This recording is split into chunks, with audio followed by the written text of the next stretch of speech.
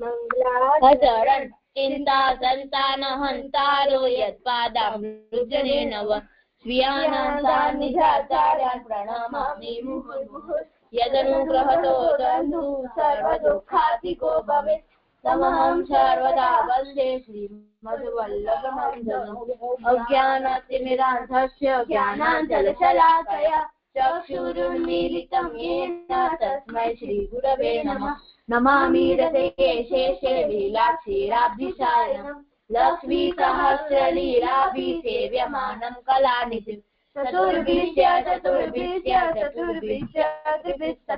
सर्वैर्विराजते योऽसौ पंचदारदये मम। दंडवत प्रणाम जय जय।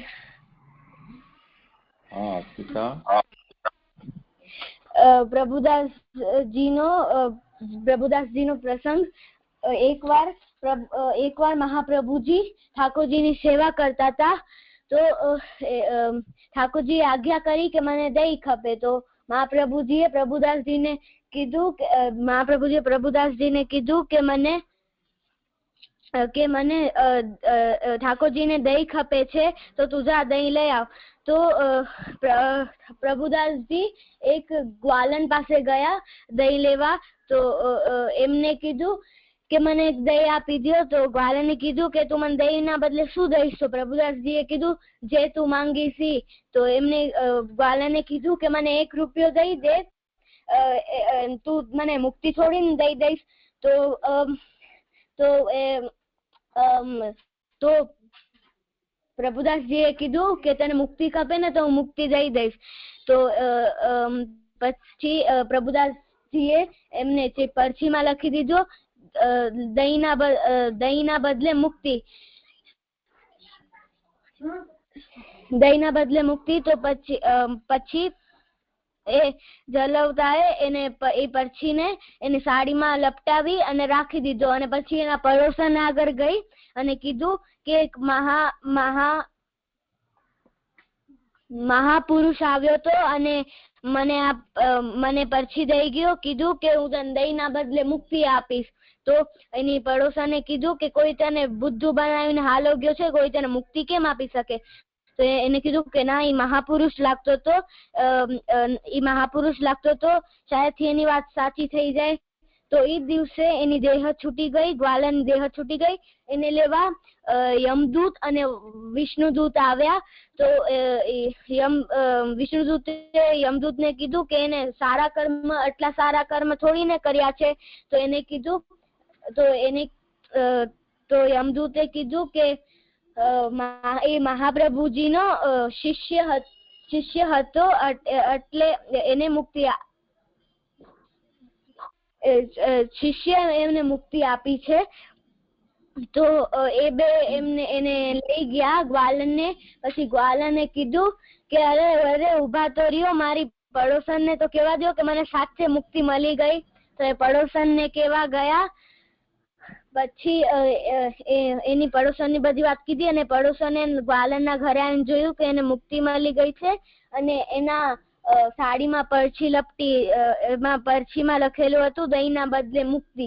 તો પછી એની વાત સાચી પડી અને મહાપ્રભુજીએ પ્રભુદાસજીને પૂછ્યું કે તું આ દહીં ક્યાંથી લાવ્યો? તો ઠાકોરજીને બહુ જ મીઠું લાગ્યું। તો એ પ્રભુદાસજી કીધું કે દહીં બહુ મોંઘું હતું। તો મહાપ્રભુજીએ કીધું કે મોંઘું કેમ હતું?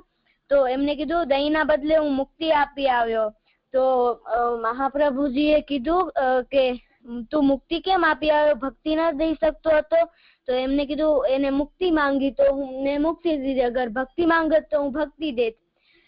આમાંથી આપણે એ શીખ મળે છે કે આપણે ઠાકોરજીથી કાંઈ પણ માંગવું ન જોઈએ।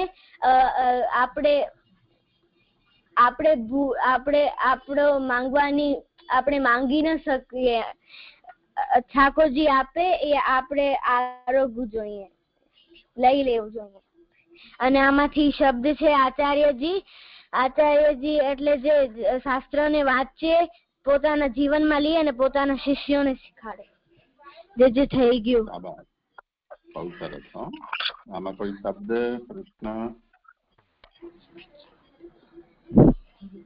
જી જે કોઈ શબ્દ પ્રશ્ન? ના જે હજી શબ્દ હતા પણ સમય નતો. મને તો છે.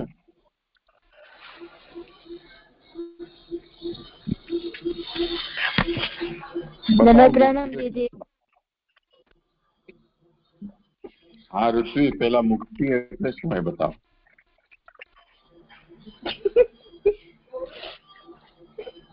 જીજે ખબર નહીં. રુચિરને પૂછો. જે મને લાગે છે મુક્તિ એટલે કે આપણે ઠાકુરજી પરબ્રહ્મમાંથી આપણે પ્રકટ થયા છીએ. તો મુક્તિ એટલે કે આપણે આ પૃથ્વીમાંથી જન્મ હટી જાય અને આપણે ક્યારે પછી જન્મ લઈએ અને આપણે ઠાકોરજીમાં જ લીન થઈ જઈએ એને મુક્તિ કહેવાય. મારા ખ્યાલથી મને એમ લાગે છે. બહુ સારું લાગે છે. એકદમ જોરદાર જવાબ આપ્યો છે. જો મુક્તિ શબ્દનો અર્થ થાય છુટકારો, લિબરેશન. શું થાય શબ્દનો અર્થ?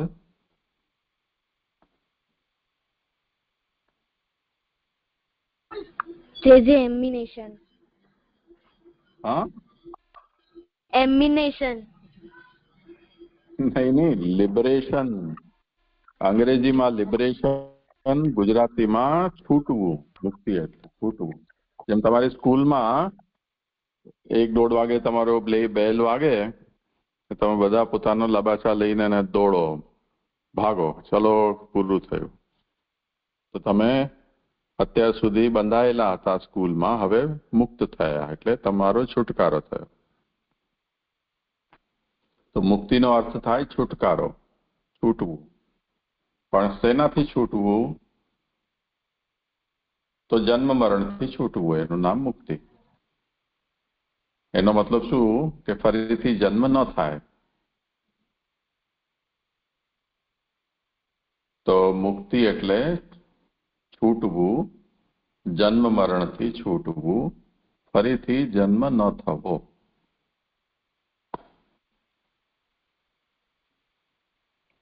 બોલ. જે મુક્તિ એટલે છૂટવું જન્મ મરણથી અને પાછું જીવનમાં ન આવવું. પાછો જન્મ ન થવો.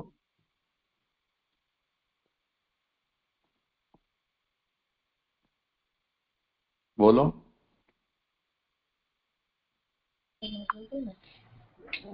જે ફરસી બોલું.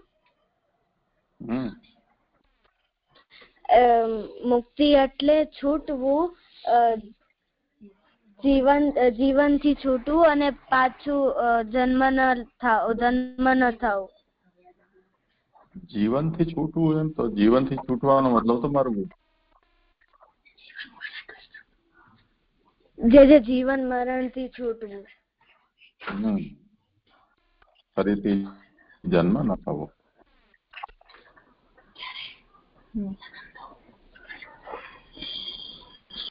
પણ કોણ છૂટે? મુક્તિ કોની થાય? જે આપણી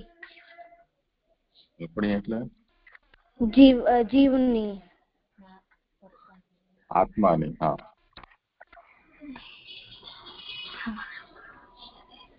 કોની થાય?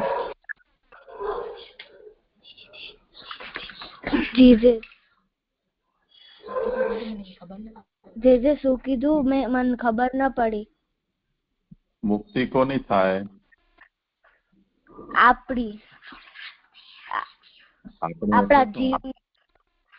આપણા જીવની.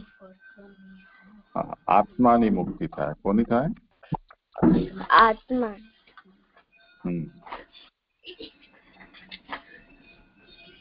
જન્મ કોનો થાય?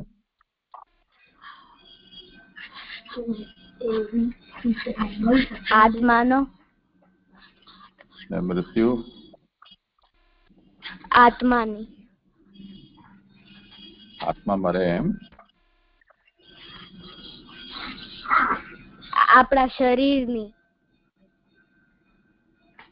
જન્મ મરણ તો શરીરના થાય. શરીરથી આત્મામાં, આત્મા સાથે જે શરીર છે જોડાયેલું એના જન્મ મરણ થાય, અને મુક્તિ તો કેવલ આત્માની થાય.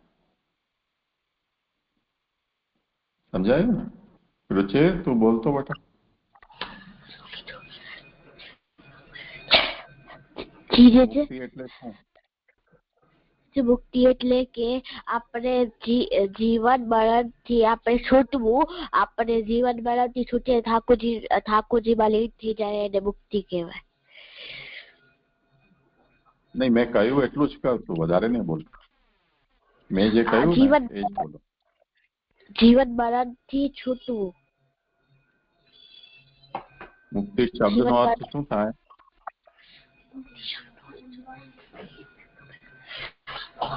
આત્મા મુક્તિ શબ્દ અર્થ કે છૂટવું. એક શબ્દમાં જવાબ આપ. મુક્તિ એટલે છૂટવું. તેમાંથી છૂટવું? આપણા જન્મ મરણથી છૂટવું. આપણાની જરૂર નથી, જન્મ મરણથી છૂટવું. બોલો. જીવન મરણથી છૂટવું. જન્મ મરણથી છૂટવું.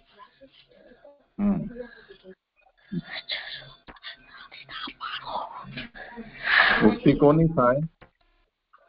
મુક્તિ આપણા આત્માની થાય. આપણી એટલે આત્માની થાય. ખાલી આત્માની મુક્તિ થાય. ને જન્મ મરણ કોના થાય? જન્મ મરણ આપણા શરીરનો. ધ્યાનથી સમજો. તમને અહીંયા આપણે ગઈ વખતે આવ્યા હતા હાલોલ સત્રમાં, ત્યારે જીવાત્માનો વિષય ચાલ્યો હતો.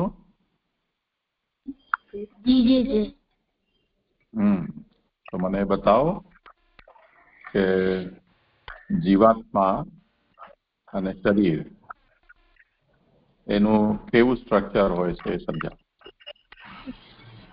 જીવાત્મા કોને કહેવાય? જીવાત્મા એટલે કે એક તરકડો હોય ને, તરકડો રાજુ એમ સમજાયો તો અમને કે આગ માંથી જેવા તરકડા નીકળે ને, પરબ્રહ્મ માંથી તરકડા નીકળ્યા હતા. અને અને જેવા નીકળ્યા એના આગળ એક પડદો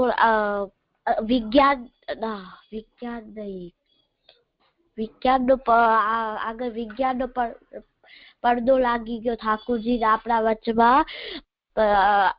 એટલે આપણે ભૂલી ગયા ઠાકોરજીને. પછી આપણો અહીંયા જન્મ થાય ને જીવાત્માનો એ સ્ટ્રક્ચર તરકના જેવો હોય ને, આપણે આત્માનો અને આપણા શરીરથી આ જુડી હોય ને, જેવી મરણ થાય ત્યારે એ શરીરમાંથી સૂક્ષ્મ શરીર સાથે નીકળી છૂટે અને બીજા શરીરમાં જાય. શરીરમાં પ્રવેશ કરે. જયારે કોઈનું મરણ થાય ત્યારે આપણે જોઈએ છીએ કે એનું શરીર તો ત્યાં જ હોય છે. તો આપણે એમ કેમ કહીએ છીએ કે આ માણસ મરી ગયો? તો મરી જવાનો મતલબ શું થયો?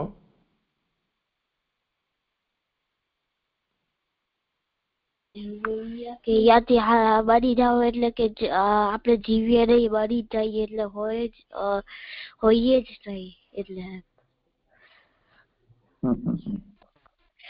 જો કોઈનું મરણ થાય તો એનું શરીર તો ત્યાં જ આપણને દેખાય ને, આપણે એને અડી શકીએ.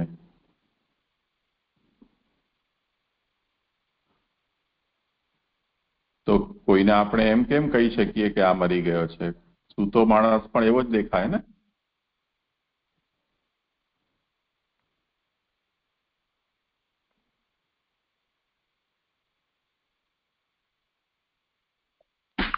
જે હોય જે એમાંથી આત્મા નીકળી ગઈ હોય, સાસ એટલે હા બોલ. જે આત્મા નીકળી ગઈ હોય એટલે એને કઈ ખબર જ ના પડે. એને આત્મા જ્યાં સુધી એના અંદર છે ત્યાં સુધી એને બધું ફીલ થશે એ છે કોણ. જે આત્મા નહીં હોય નીકળી જશે બીજા એક શરીર માંથી બીજા શરીરમાં જયારે પ્રવેશ કરવાનો હશે ત્યારે એને કઈ ખબર નહીં હોય કે આ કોણ છે.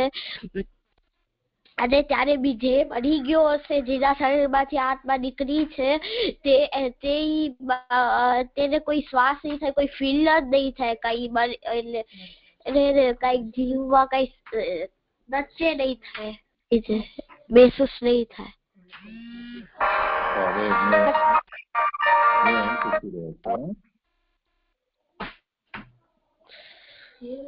સંભળાય છે ને?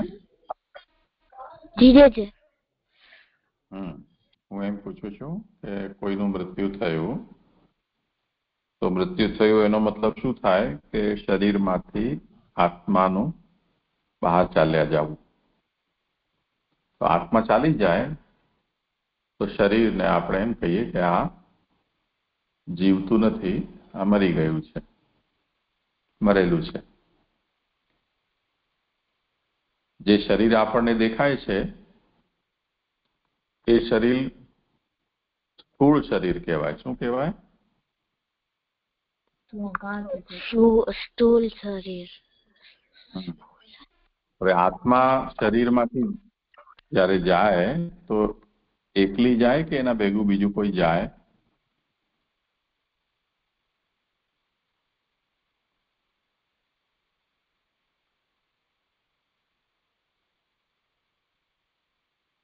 છે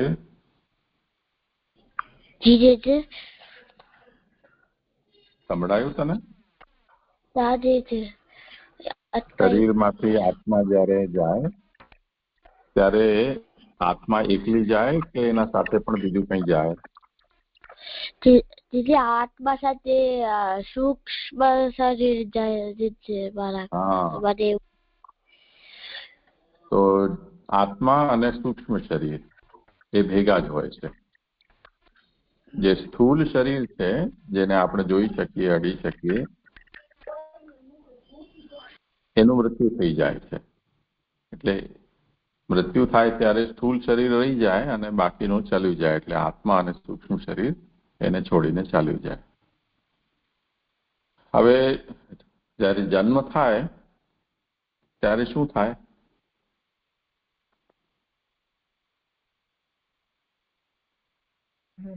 જન્મ કોનો થાય? જે આપણા જન્મ આપણા દેહ નો થાય. એટલે આત્મા નો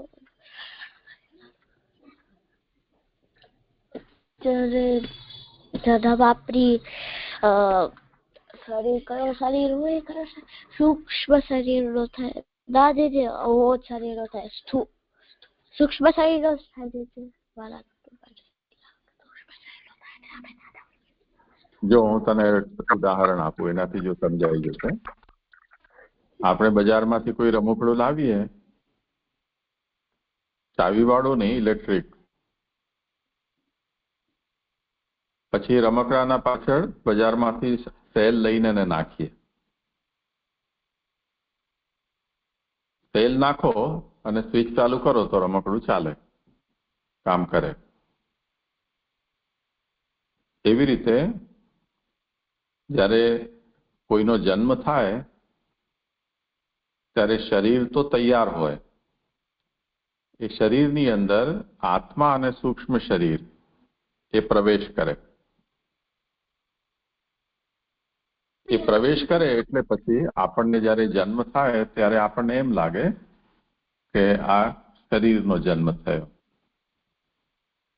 પણ કેમ કે માતાના પેટમાં હોય શરીર અને એની અંદર આત્માએ પ્રવેશ કર્યો હોય એને કારણે એ દેખાય એવું ન હોય એટલે આપણને એ ન ખબર પડે કે કોનો જન્મ થયો. આપણને તો એ જ દેખાય કે બાળક બહાર આવ્યું, છોકરો હોય કે છોકરી હોય કે બિલાડી હોય કે ગલુડિયા હોય. આપણને શરીર દેખાય છે જન્મતું, એને કારણે આપણે એમ બોલીએ છીએ કે શરીરનો જન્મ થયો. પણ શરીરના જન્મનો મતલબ છે એક શરીર જે તૈયાર છે એની અંદર સૂક્ષ્મ શરીર અને આત્મા એનો પ્રવેશ. સમજાયું ને? જી જી જી. તો હવે જુઓ, એક આત્મા છે જેના ઉપર કોઈ બંધન નથી, એટલે એના ઉપર સૂક્ષ્મ શરીર પણ નથી. તો એ આત્મા મુક્ત છે. પણ એના ઉપર જો સૂક્ષ્મ શરીર છે તો એ બંધાઈ ગઈ. એટલે એમ સમજો કે કોઈ ગાય છે એને તમે રસ્સીથી બાંધી દીધી, તો એને રસ્સી જેટલી લાંબી છે એટલામાં જ ફરી શકે. એમ આત્મા ઉપર સૂક્ષ્મ શરીર લાગેલું છે તો એનો એક એરિયા લિમિટ એ આવી જાય છે એની, એટલામાં જ ફરી શકે. એટલે ભગવાન પાસે, ભગવાનના લોકમાં ન જઈ શકે. તો એને કોઈને કોઈ શરીરમાં જવું પડે. પણ જો એની સૂક્ષ્મ શરીરનું બંધન એના ઉપરથી હટી જાય તો એ આત્મા મુક્ત થઈ કહેવાય.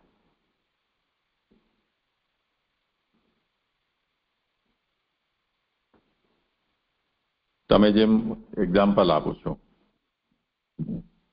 સ્કૂલમાં ભણો, રોજ તમને જવું પડે સ્કૂલ, પાછી પાછા ઘરે આવી જાઓ. ઘરે આવી ગયા એનો મતલબ એમ નથી કે બીજે દિવસે નહીં જવું પડે, જવું જ પડશે. પછી આપણે એમ કહીએ કે નહીં, હવે તો રવિવારના તો નહીં જવું પડે ને, પણ કઈ વાંધો નહીં, સોમવારે તો પાછી જવું પડશે. એવું કરતા કરતા પરીક્ષા પૂરી થઈ, વેકેશન થઈ ગયું, તો આપણે એમ વિચારીએ કે ચલો હવે આપણને મુક્તિ મળી ગઈ.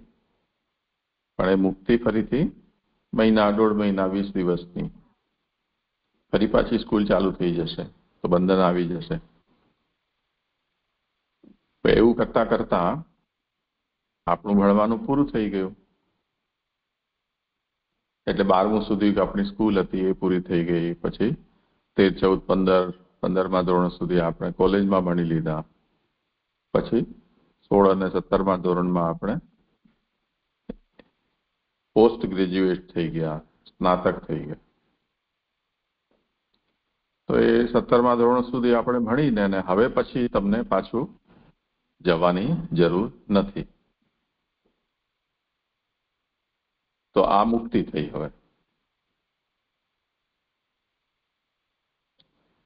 એવી રીતે જ્યાં સુધી સૂક્ષ્મ શરીર આત્મા સાથે જોડાયેલું છે ત્યાં સુધી ફરીથી કોઈ ને કોઈક જગ્યાએ આપણને જવું પડશે, કોઈ શરીરમાં કે કોઈ લોકમાં. પણ જ્યારે સૂક્ષ્મ શરીર પણ હટી જાય આત્મા ઉપરથી, પછી એ મુક્ત થઈ કહેવાય આત્મા. તો મુક્તિનો હવે જો આપણને પરિચય આપવો હોય તો એમ આપી શકાય કે આત્મા ઉપરથી સ્થૂલ અને સૂક્ષ્મ શરીરનું બંધન હટી જવું, એનું નામ મુક્તિ. આત્મા ઉપરથી સ્થૂલ અને સૂક્ષ્મ શરીરનું બંધન હટી જવું, એનું નામ મુક્તિ. બીજા શબ્દમાં, આત્માનો ફરીથી જન્મ ન થવું, ફરીથી ન જન્મવું, એનું નામ મુક્તિ. જન્મની પરંપરા અટકી જાય તો એ મુક્ત થઈ ગયો કહેવાય. એને જાણવાનો ઉપાય છે.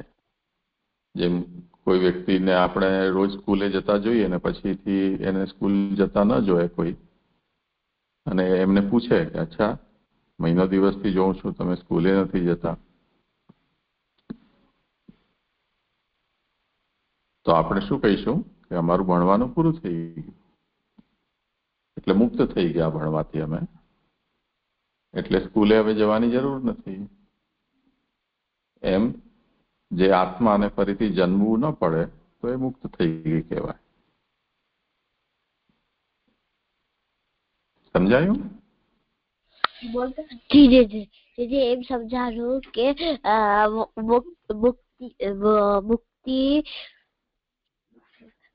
મુક્તિ એટલે કે આપણી મુક્તિ એટલે કે મુક્તિ ના બને ત્યારે આપણો સૂક્ષ્મ શરીર આત્મા સાથે બંધાયેલો હોય એ જ્યારે મુક્તિ મળે ત્યારે સૂક્ષ્મ શરીર આપણી આત્માને છોડી નાખે આમ ત્યારે મુક્તિ મળે આપણી આત્માને. સમજાયું? તો એ કેમ આપણે જાણી શકીએ કે કોઈ આત્મા મુક્ત થઈ છે કે નથી થઈ?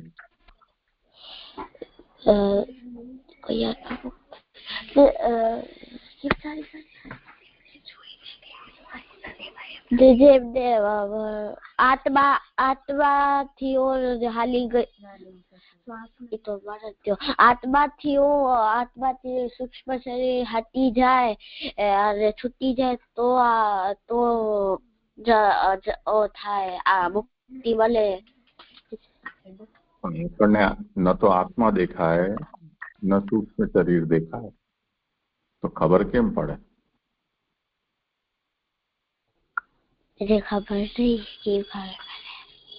અરે હમણાં તો મેં કીધું જે આત્માનો ફરીથી જન્મ ન થાય તો એ મુક્ત થઈ ગઈ. એના માટે જ મેં ઉદાહરણ આપ્યું ને કે કોઈ સ્કૂલ જવાનું બંધ કરી દે તો એનો મતલબ શું થયો? સ્કૂલ થી મુક્તિ મળી ગઈ. શું બોલો?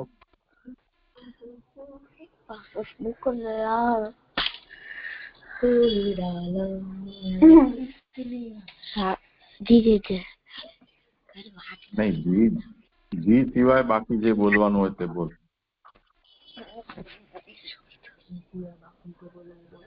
આત્મા મુક્ત થઈ છે એ કેવી રીતે ખબર પડે? આવી રીતે ખબર પડે કે આપણે આત્માનો જે પાછો ફરીથી જન્મ ના થાય એટલે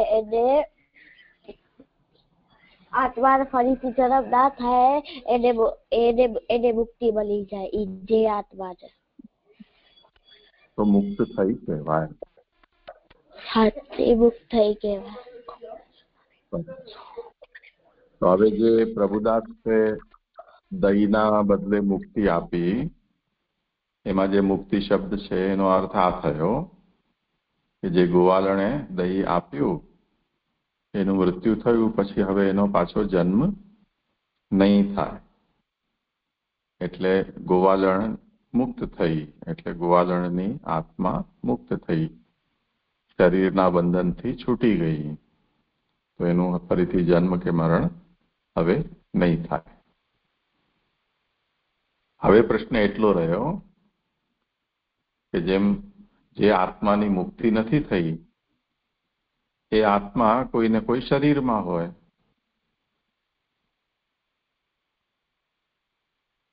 તો આત્મા કયા શરીરમાં એને જવાનું થાય એ કેમ નક્કી થાય?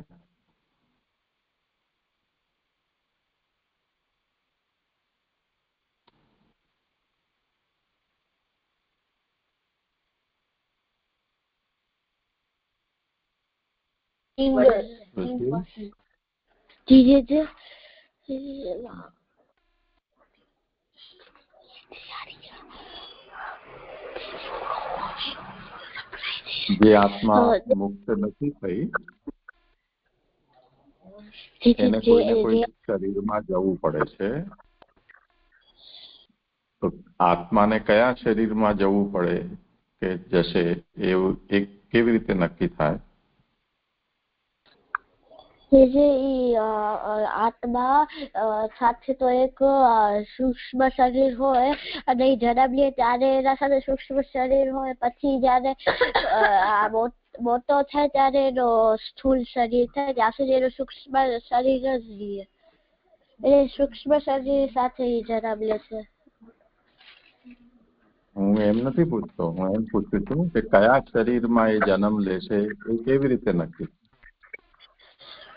જે શરીર એટલે એ બિલાડીનું બચ્ચું બનશે કે ગલુડિયું બનશે કે છોકરો બનશે કે છોકરી બનશે કે પક્ષી બનશે, સાપ બનશે કે માખી મચ્છર બનશે, કયું શરીર એને મળશે કેમ નક્કી થાય? જીજીના કર્મથી.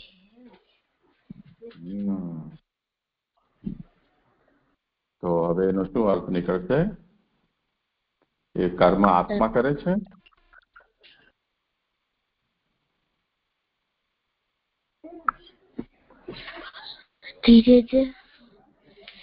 કર્મ કોણ કરે? આપણે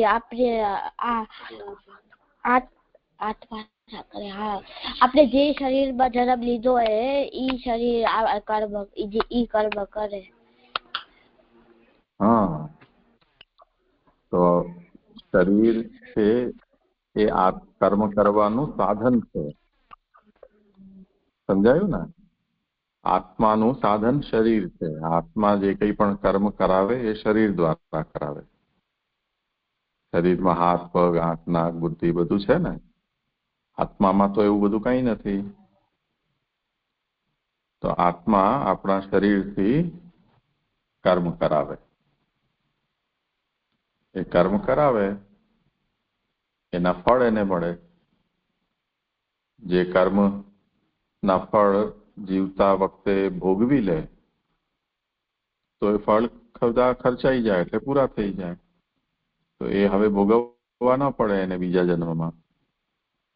પણ જે ન ભોગવી શકાયા હોય એ જે પ્રકારના કર્મ હોય તે કર્મના પ્રમાણે એનો જન્મ થાય. સારા કર્મ હોય તો ઉત્તમ શરીરમાં જન્મ થાય, ખરાબ હોય તો અધમ શરીરમાં જન્મ થાય.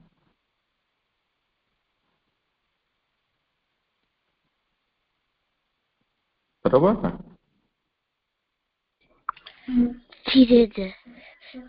સમજાણું કે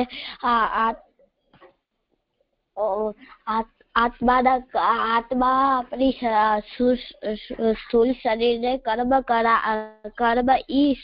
આત્મા આપણે કર્મ કરાવે છે અને ઈ કર્મનું ફળ આત્માને મળે છે. આપણે દૂર કર્મ કર્યા છે તો દૂર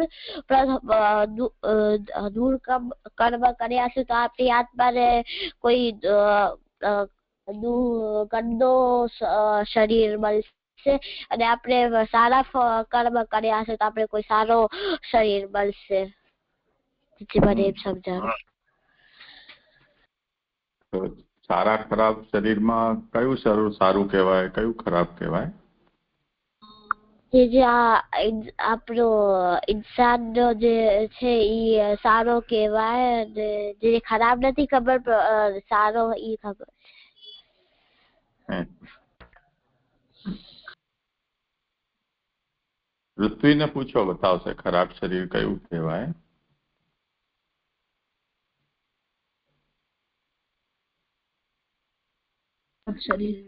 જીજી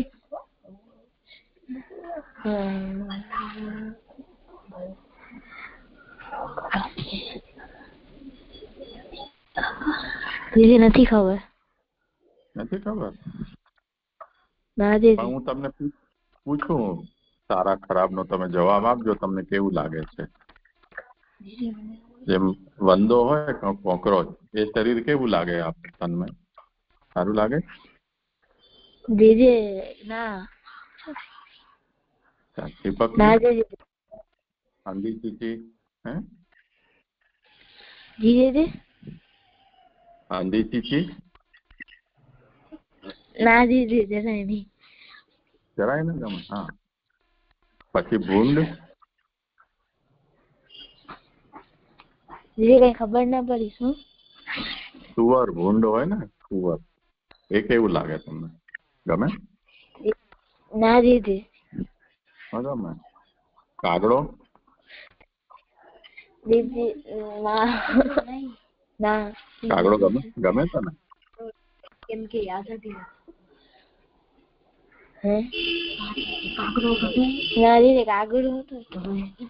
નથી ગમતો તને? અચ્છા. અરે ભાવેની વાત નથી, ગમવાની વાત છે. અચ્છા અચ્છા. તો આપણે એમ કહી શકીએ ને કે આ શરીર ખરાબ શરીર છે એમ.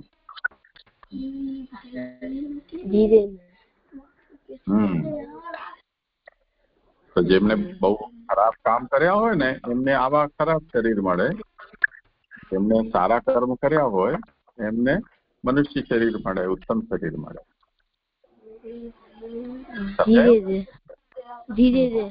એમ સમજાયું કે જે સારા કર્મ કરે એને મનુષ્ય શરીર મળે અને જે સારા કર્મ ના કરે એને